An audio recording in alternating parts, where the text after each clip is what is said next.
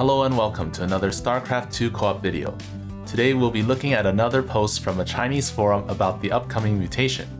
If you roll polarity, please check whether or not there are shuttles on the map and whether or not they get polarity, but it doesn't affect subsequent shuttles. This is a mutation where you rely on luck. However, of the various Wheel of Misfortunes, Void Launch is only mid difficulty. First of all, you don't need to spend a lot of time outside on Void Launch. The pacing is also rather lax. Environmental mutators pretty much affect those who put towers around the conduits. Since Hardened Will isn't among the mutators, you won't be suddenly sent off due to its arrival, meaning you won't suddenly lose. However, if you roll polarity based on the previous Wheel of Misfortune on OE, the shuttles already on the map will have polarity but not the subsequent ones. Another thing is that VL is a long map that takes 25 minutes and there are 3 indestructible warp conduits. This means that the traditional way to die in Wheel of Misfortune may send you off in a pretty fashion, so you might still die to props and various mutators. Once you roll props, you'll see the first set of props 15 seconds later. Once you see the mutator, you need to prepare to deal with them immediately. Before entering the game, think about how you will deal with them. Of course, it's not embarrassing if you GG next game due to things like polarity, just die, or darkness plus speed props. If there are head-on mutators during the last wave, the escorts will be quite strong. It's still best to not let any shuttles go and then let the shuttles near the attack wave go. The last attack wave is very strong. Clear the 3 bonus areas to ensure that trickles only go to the main if there are any. If you clear the map, the good thing is that props and outbreak have to walk farther to reach your base. Rifts near the departure conduits are also easier to clear. However, if there are acrobatic mutators, pushing will be quite slow, and with random mutators, defending won't be easy. And if you don't defend the departure conduits, rolling a reanimator will result in a lot of trouble. The details depend on the commander as well as your skill level. If you roll slim pickings in the first few mutators, just quit. It has a big effect on a long map like this. Recommended commanders, 3 axes, the mutator resistant kings. Not sure why, but okay. Dahaka P2, most mutator resistant. Creeper hosts snipe shuttles, pack leaders defend against the attack waves. In the late game, you can free up some of your worker supply to make impalers to deal with props. However, don't put them too far out as to not let them get nuked by going nuclear. Lone Wolf, play as usual. The rest is adapting to the randomness. Sam can avoid double edge by using his super cloak. Karax P3, Nexus first into Mirages, extra money on cannons. As long as it's not Amon's champion level combo plus nukes, Mirage's survivability is pretty good. You should get the stun to slow down props and shuttles. Other commanders. Zeratul P2, adapt to the enemy comp and random mutators. Aside from units, I recommend preparing some cannons to deal with Moment of Silence shuttles. But if your ally isn't good on VL, I personally wouldn't recommend Cannon Toll. If you encounter nukes, cannons would have a bit of a problem against them.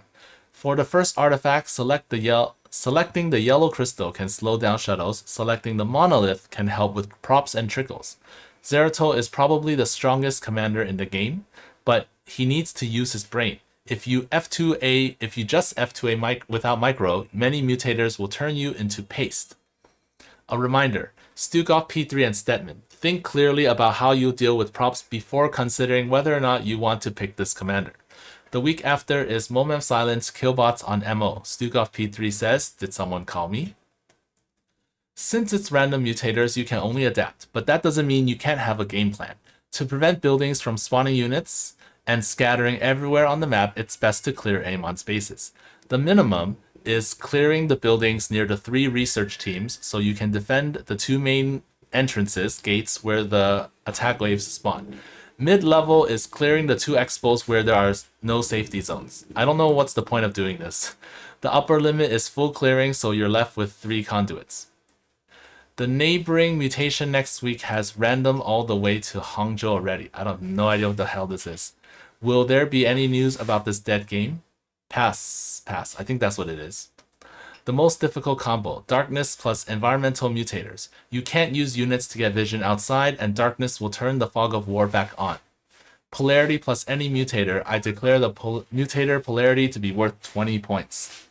Speed freaks plus props. If you don't have a way to slow them down, you will easily have to regroup forces. Slim pickings. If it comes early, be careful because you may have to regroup your forces. One mineral patch is 1500, which is equivalent to 2 pairs of Nova's Liberators. Poor AF. Microtransactions. Extremely threatening when paired with slim pickings or environmental mutators.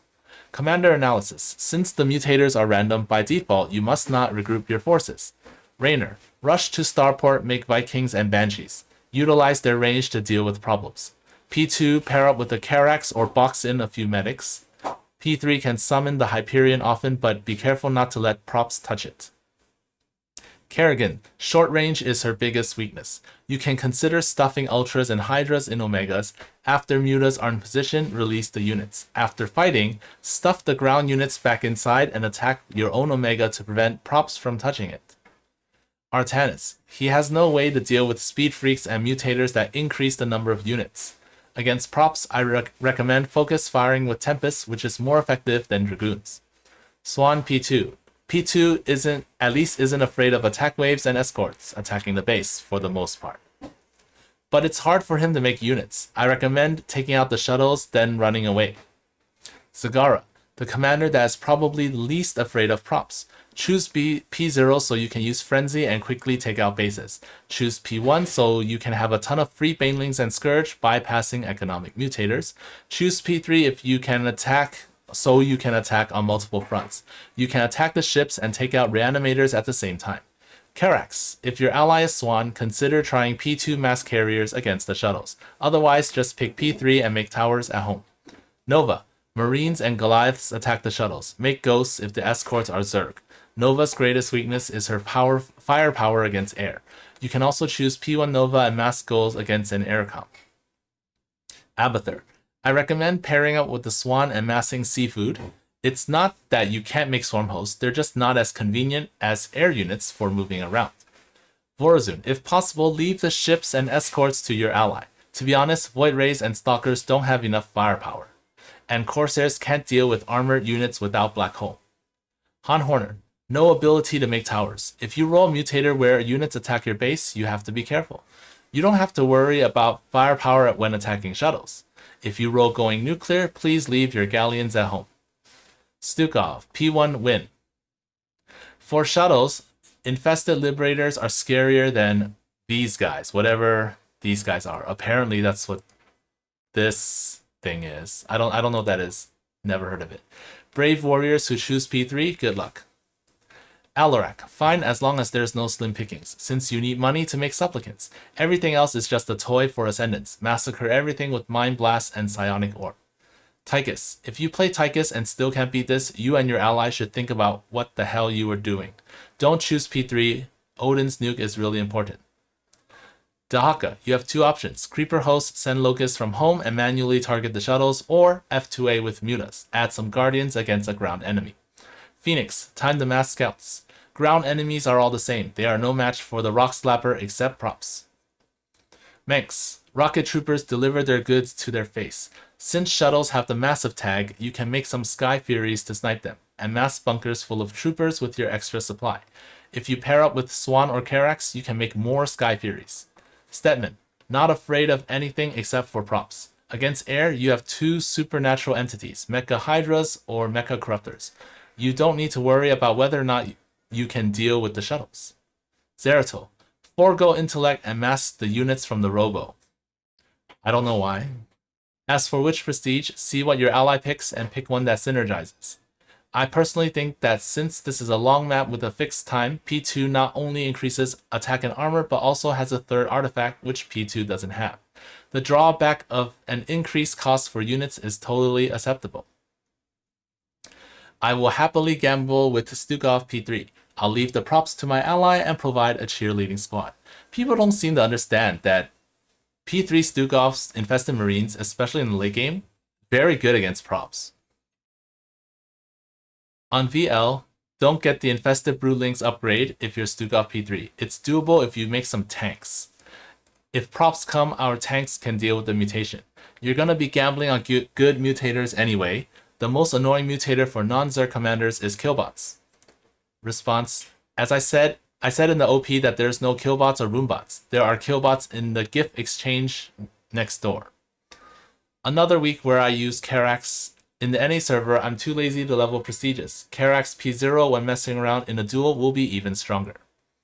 There will be weird mutators after all, so make air units if possible unless you're as strong as Kerrigan where you have a folding ability. This doesn't even seem like a sentence, unless I'm reading this wrong. This seems like an incomplete sentence.